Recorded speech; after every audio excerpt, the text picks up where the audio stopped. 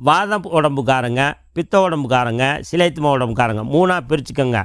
Video பார்க்குறவங்களுக்கு நாம் என்ன உடம்பு அப்படின்னு ஒரு இமேஜில் போய் கற்பனை பண்ண வேண்டாம். அந்த ரகசியத்தை நான் சொல்ல போகிறேன், நல்லா கவனிங்க. காயக்கல்ப டிவி நேயர்கள் அனைவருக்கும் அன்பான வணக்கம். தொடர்ந்து பல நல்ல பதிவுகளை காயக்கல்ப டிவி நேயர்களுக்காக நாம் மருத்துவ குறிப்புகள் வழங்கிக்கிட்டு இருக்கிறோம். இந்த முறை என்ன பார்க்க போகிறோம் அப்படின்னா, பாருங்கள், நான் ஏற்கனவே பல வீடியோவில் தொப்பையாக தான் இருந்தேன். என் தொப்பையே இந்த அளவுக்கு ஆயிருக்கு அப்படின்னாக்க உங்களுக்கு ரெமெடி சொல்லியே நான் அந்த ரெமெடியை ஃபாலோ பண்ணி வீடியோ போடணும்னு பல விஷயங்களை செஞ்சுட்டு இப்போ தொப்பையை குறைச்சிருக்கிறேன். பார்த்துக்கோங்க. நல்லா ஏற்கனவே பார்த்தவங்களுக்கு தெரியும். எதுக்கு சொல்கிறேன்னா, உங்களெலாம் ஒரு குஷிப்படுத்துறதுக்கு, ஒரு சந்தோஷப்படுத்துறதுக்கு. அது மட்டும் இல்லாமல் உங்களுக்கும் உங்கள் மேலே அக்கறை வரணும். ஐயோ நம்மளும் தொப்பையை குறைப்போமா அப்படின்னு. ரொம்ப பேர் என்ன நினைக்கிறாங்க அப்படின்னா, தொப்பையை குறைக்கணும்னு நினைக்கிறாங்களே தவிர, ஆனால் அக்கறை எடுப்பதில்லை. அப்போ இந்த தொப்பையை குறைக்கிறது எப்படி அப்படிங்கிறது பார்க்குறதுக்கு முன்னாடி, யாருக்கெல்லாம் தொப்பை இருக்குதோ அதை நான் சொல்கிறேன். அதாவது எங்கள் காயக்கல்ப முறை தத்துவப்படி செஞ்சீங்கன்னா ஊசி மருந்து மாத்திரை இல்லாமல் எளிய முறையில் தொப்பையை குறைக்கலாம். இப்படிப்பட்ட எளிய முறையில் தொப்பையை குறைக்கிறத விட்டுட்டு நான் அங்கே போனேன் இங்கே போனேன். இப்போ நான் வருத்தப்பட்டு இதை சொல்கிறேன், சங்கடப்பட்டுக்க வேண்டாம். எல்லோரும் என்னான்னு சொல்லி கேளுங்க. ஒரு பையன், அந்த பையன் என்ன பண்ணுறாங்க, கல்யாணத்துக்கு பொண்ணு பார்க்குறாங்க. உடனே அந்த பையனுக்கு பொண்ணு சொல்லுது, உங்களுக்கு தொப்பை இருக்குது அப்படின்னு சொல்லுது. பையன் ஆர்வ கோளாறில் என்ன பண்ணால், டின்னு கம்பெனியில் போய், டின்னு கம்பெனினா அவங்களுக்கு தெரியும், அந்த மாதிரி ஒரு டின்னை வாங்கிட்டு வந்து 3 டின்னு சாப்பிட்டுக்கிறான்.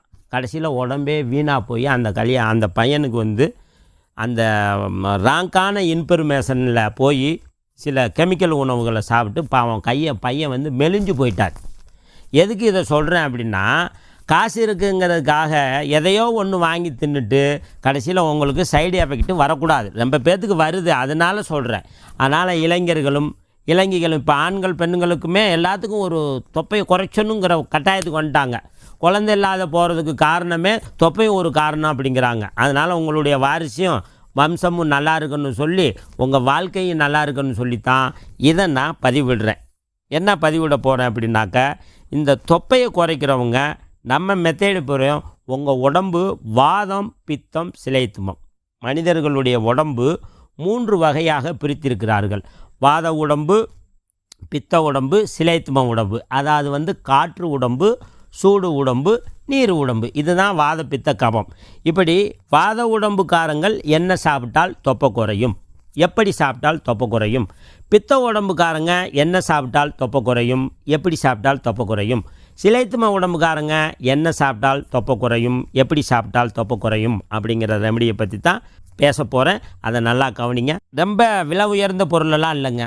சொரக்காய், வெண்பூசணி, முள்ளங்கி, கொள்ளு, பிரண்டை சட்னி, மேராங்காய், அதுக்கப்புறம் நீர் சம்பந்தப்பட்ட காய்கள், நீர் சம்பந்தப்பட்ட பழங்கள், அப்புறம் கீரைகள்.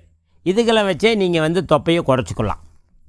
அதை எப்படி சாப்பிடணும் அப்படிங்கிறது தான். உதாரணத்துக்கு இப்போ சொரக்காய் சாப்பிட்றீங்கன்னு வச்சுக்கோங்க. ஒரு உதாரணத்துக்கு இந்த சொரக்காயை குறைஞ்சபட்சம் ஒரு 100 மில்லி இருக்கணும். 100 மில்லி எத்தனை கிலோவுக்கு? நீங்கள் 30 கிலோ வெயிட் இருந்தால் 100 மில்லி குடிக்கலாம். அப்போ 60 கிலோ இருந்தீங்கன்னாக்கா 200 மில்லி. பார்த்துக்கோங்க, நான் சொல்லிட்டேன். 30 கிலோ வெயிட் இருந்தீங்கன்னா 100 மில்லி சுரக்காய் ஜூஸ் சாப்பிடணும். 100 மில்லி சுரக்காய் ஜூஸை எப்படி செய்யணும் அப்படின்னாக்க, 100 கிராம் சுரக்காயை வெட்டி அப்படியே ஜூஸாக அடித்து தண்ணி அல்லது வெந்நீர் சேர்த்து சாப்பிட்ணும். இது ஒரு ஃபார்முலாவுக்கு சொல்கிறேன். அப்போ முள்ளங்கி சாராக இருந்தால் எவ்வளோ சாப்பிட்ணும்? 30 கிலோவுக்கு 100 மில்லி. 60 கிலோவுக்குனாக்கா அப்படியே சேர்த்துக்கோங்க.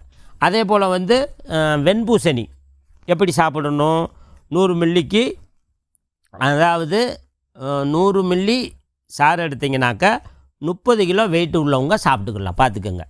அப்போ உங்களுக்கு வெயிட்டுக்கு தகுந்த மாதிரி அந்த ஜூஸ் இருக்கணும். என்ன இருக்கணும் அப்படின்னு சொல்லி பார்த்தா, ஒரு நாளைக்கு வெண்பூசணி, ஒரு நாளைக்கு சொரக்காய், ஒரு நாளைக்கு முள்ளங்கி.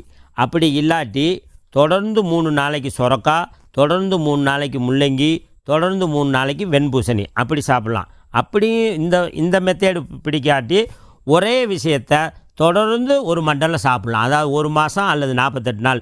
இப்போ வெண்பூசணியை எடுத்துக்கிறோம். இந்த வெண்பூசணியை வாத உடம்புக்காரங்க, பித்த உடம்புக்காரங்க, சிலைத்தும உடம்புக்காரங்க 3ஆக பிரிச்சுக்கோங்க. வீடியோ பார்க்குறவங்களுக்கு நாம் என்ன உடம்பு அப்படின்னு ஒரு இமேஜில் போய் கற்பனை பண்ண வேண்டாம். அந்த ரகசியத்தை நான் சொல்ல போகிறேன், நல்லா கவனிங்க. அதாவது சோதிட ரீதியாக உங்கள் நட்சத்திரம் எது என்று பாருங்கள். 1, 2, 3ன்னு 27 நட்சத்திரம் இருக்குது. அதில் நெட்லேயே நீங்கள் எடுத்துக்கலாம். 1லிருந்து 9 நட்சத்திரம் வாத உடம்பு என்றும், 9லிருந்து 18 முடிய பித்த உடல் என்றும், 18ல் இருந்து 27 முடிய சிலைத்தும உடல் என்றும் சித்தர்கள் நூலில் பிரித்திருக்கிறார்கள். ஆகையால் உங்கள் உடம்பு வாதம் என்றால், நல்லா கேளுங்க, உங்கள் உடம்பு வாதம் என்றால் நீங்கள் சுக்கு சேர்க்க வேண்டும். பித்த உடம்பு என்றால் இஞ்சி சேர்த்து சாப்பிட வேண்டும். சிலைத்தும உடம்பு என்றால் கடுக்காய் சேர்த்து சாப்பிட வேண்டும். இப்போ என்ன, இப்போ பித்த உடம்புக்காரர் இப்போ சாப்பிட போகிறார். நல்லா கேளுங்க, உங்கள் நட்சத்திரத்தை பார்த்து நீங்கள் பித்த உடம்புன்னு தெரிஞ்சுக்கிட்டீங்க. அப்படி பித்த உடம்பாக இருந்தால் 100 கிராம் பூசணி ஜூஸு எடுத்து அதில் ஒரு கட்டவரல், இந்த பாருங்கள் கட்டவரல் இத்தச்சோடு இஞ்சி போட்டு அந்த ஜூஸ் கூடயே அரைச்சி இஞ்சி சேர்த்து சாப்பிட இந்த பித்த உடம்புக்காரங்களுக்கு தொப்பை ஈஸியாக குறையும். ஏன்னா உங்களுக்கு மூல மருந்தே பித்த உடம்புக்காரங்களுக்கு இஞ்சி. அடுத்தாப்பில் பார்த்துக்கிட்டிங்க அப்படின்னாக்கா, இந்த வாத உடம்புக்காரங்களை அப்படின்னு சொல்லி பார்த்தீங்க அப்படின்னாக்க சுக்கு. அப்போ சுக்கு இப்படி ஒரு துளி கட்டவிரல் சோடு எடுத்து இந்த வெண்பூசணிக்குள்ளே போட்டு ஜூஸ் பண்ணி சாப்பிட உங்களுக்கு தொப்பை குறையும். அப்புறம் சிலைத்தும உடம்புக்காரங்களுக்கு 100 கிராம் பூசணி ஜூஸ் கூட இந்த அது இப்போ காயாக கிடைக்காது, பவுடராக இருக்கும். ஒரு 2 கிராம் எடுத்துக்கலாம் அல்லது 1 கிராம் எடுத்துக்கலாம். இந்த 100 மில்லி சாரோட கடுக்காய் தூள் சேர்ந்து சாப்பிட இந்த சிலைத்தும உடம்புக்காரங்களுக்கு தொப்பை பூர்ணமாக குறையும். அது மட்டும் இல்லைங்க, வாழைத்தண்டு கொள்ளு வாரத்தில் 2 நாள் சேர்த்துக்கணும், அதனாலையும் தொப்பை குறையும். அதுக்கப்புறம் இந்த ஜூஸ் செய்கிறவங்க, முள்ளங்கி சாப்பிட்றவங்க, முள்ளங்கி ஜூஸு, சொரக்காய் ஜூஸு, வெண்பூசணி சாப்பிட்றவங்க பச்சை தண்ணியை போட்டு அடிக்கிறத விட சிறந்த மருத்துவம் வெந்நீரை போட்டு அடிங்க. ஐயோ எனக்கு அப்படியெல்லாம் ஜூஸ் செய்கிறதுக்கு வசதி இல்லை அப்படின்னா நீங்கள் குழம்பா சாப்பிடணும். எனக்கு குழம்பா சாப்பிட்றதுக்கும் வசதி இல்லை அப்படின்னா போகிற வழியில் ஜூஸ் கடை இருக்குது பாருங்கள், அந்த ஜூஸ் கடையில் போய் தொப்பை குறைக்கிறதுக்குன்னு அவங்ககிட்ட கேட்டால் கூட ஜூஸ் கொடுப்பாங்க. அப்படியும் உங்களுக்கு புரியலை அப்படின்னாக்க நல்லா கருப்பு திராட்சை தொடர்ந்து சாப்பிட்டு வர தொப்பை குறையும். மீண்டும் ஒரு நல்ல பதிவில் சந்திப்போம். அது மட்டும் இல்லாமல் நாம் ஒவ்வொரு மாதமும் அமாவாசை அன்றைக்கும் திருப்பூருக்கு அருகில் இருக்கக்கூடிய அவினாசியில் அனைத்து விதமான தோல்வியாதி, அரிப்பு, தடிப்பு, சொரியாசிஸுக்கு இலவசமாக அமாவாசை தோறும் மருந்து தரோம். அதையும் பயன்படுத்துங்க.